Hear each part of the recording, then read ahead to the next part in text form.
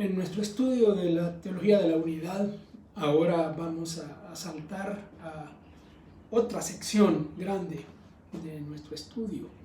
Ya dedicamos un buen tiempo a la sección de teología bíblica de la unidad, un panorama bíblico de la unidad, y dedicamos un buen tiempo a eso. Ahora saltamos a una sección histórica, pero histórica reciente. Vamos a meternos al movimiento ecuménico protestante, un esbozo histórico. ¿Y por qué nos metemos ahí? Bueno, el movimiento ecuménico protestante se ha caracterizado por subrayar el tema de la unidad de la iglesia, de la unidad de los cristianos, y ahora más allá de eso. Así que vamos a empezar hablando cosas introductorias de este movimiento y sus orígenes o sus precursores. ¿Cómo nos acercamos a esto? Bueno, desde el mundo evangélico más conservador, el estudio del movimiento ecuménico es una cosa que se hace como a la defensiva. Nos ponemos un poco a la defensiva. No vemos con buenos ojos, de hecho, de entrada, no vemos con buenos ojos el movimiento ecuménico en general. Sentimos que es un movimiento equivocado, un movimiento malo, un movimiento que está distorsionando la fe cristiana. Y bueno, como pasa con todo movimiento, tiene luces y sombras. Y lo que vamos a hacer es tratar de ser más objetivos, tratar de estudiarlo más formalmente y académicamente. Entonces vamos a tratar de evitar hacer un acercamiento ya prejuiciado, como sería el acercamiento en general. Y por supuesto, si nosotros perteneciéramos al movimiento ecuménico, nuestro acercamiento sería lo contrario, sería totalmente abierto, positivo, y estaríamos más bien al revés, viendo a los otros con malos ojos. Así es nuestra realidad eclesiástica, protestante e incluso católica también. Debemos aclarar en este momento que el movimiento ecuménico en general es de origen protestante. En el mundo evangélico se asocia el ecumenismo con unión con la Iglesia Católica o con una agenda escondida de la Iglesia Católica que trata de absorber a las demás iglesias. Bueno, el movimiento ecuménico, como vamos a verlo aquí, es de origen protestante. La Iglesia Católica se ha acercado mucho tiempo después. Pero además de eso, el movimiento ecuménico protestante es de origen misionero. Nació con preocupaciones misioneras, y vamos a explicar eso a medida que vayamos avanzando en la historia. Así que, ¿cómo nos vamos a acercar? Bueno, tratando de ser objetivos, académicamente hablando, tratando de ser objetivos eclesiásticamente también. Vamos a circunscribirlos en esta etapa del estudio al movimiento protestante, el movimiento ecuménico que es protestante, de origen protestante, y también que es de origen misionero, preocupaciones misioneras. Bueno, entramos en materia, antecedentes. ¿Cuándo nació realmente esto? Es relativamente nuevo, reciente. Se ha usado la palabra ecuménico desde el comienzo de la Iglesia cristiana. En los primeros siglos se hablaba de los concilios ecuménicos.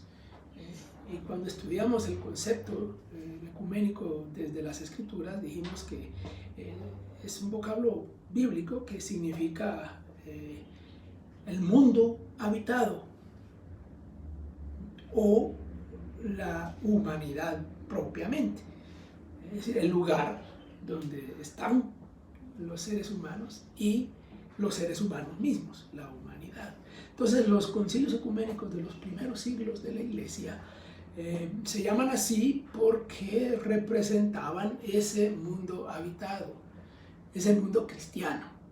Venían delegados de las iglesias de todo el mundo habitado de aquel entonces y por eso se llamaban ecuménicos. Hoy ya nosotros no tenemos tanto ese contexto y casi no nos referimos al ecumenismo de esa manera. Pero antecedentes están, bueno, el primer gran antecedente viene de un misionero famoso, William Carey. El famoso misionero se le ha llamado en el mundo occidental el padre de las misiones contemporáneas o el padre de las misiones modernas. Él vivió siglo XVIII y siglo XIX y él propuso realizar una conferencia mundial misionera en Ciudad del Cabo, Sudáfrica, en el año 1810. Y él decía que Ciudad del Cabo era el sitio inicial principal porque era el punto de encuentro de los viajeros que iban y venían desde Europa hacia el Oriente. Y los misioneros que viajaban desde Europa, Inglaterra digamos, hacia la India o hacia la China, pasaban por Ciudad del Cabo. Ciudad del Cabo es la ciudad allá al final del continente africano y ahí se estableció un centro, era un lugar de encuentro de todos, de los comerciantes, de los militares, de los buques que iban y que venían, y también de los misioneros. Entonces él pensó que ahí sería un buen lugar para reunir a los misioneros que estaban trabajando especialmente en África y en Asia, ¿no? En el lejano oriente. Bueno, la idea no prosperó, no culminó. El mundo no estaba preparado para algo así en aquel tiempo. Estamos hablando de hace 210 años, ¿no? Pero William Carey se adelantó a su época. Era un tipo visionario. Luego hay otras cosas que fueron sucediendo, especialmente en el siglo XIX. Se fueron fundando organizaciones en el mundo protestante, sociedades y agencias misioneras que eran interdenominacionales. Ese es un fenómeno del siglo XIX. Por ejemplo, las sociedades bíblicas se fundaron en Inglaterra a principios del siglo XIX, más o menos en esa época que hemos mencionado, 1810 por ahí.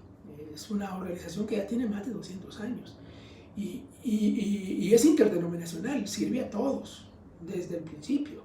Eso ya marcaba una idea. Y otras agencias misioneras y otras organizaciones de ministerio que tenían esa característica interdenominacional. Ya eso marcaba una tendencia como para dónde iba el mundo. También se desarrollaron conferencias misioneras en el siglo XIX y principios del siglo XX. Por lo menos, puedo mencionar dos previas, digamos. Una fue en Londres en el año 1888 y la otra fue en Nueva York en el año 1900. Fueron conferencias misioneras en las que participaban delegados misioneros de todas partes del mundo. Misioneros norteamericanos y europeos, por supuesto. Ellos eran los que participaban, ellos eran los que estaban diseminados por el mundo misionero ahí. Luego viene el movimiento misionero estudiantil, que fue interdenominacional. Todo esto se dio dentro del mundo protestante. En los católicos para nada. Y ya entrado el siglo XX ya vamos a ver otros factores y otros elementos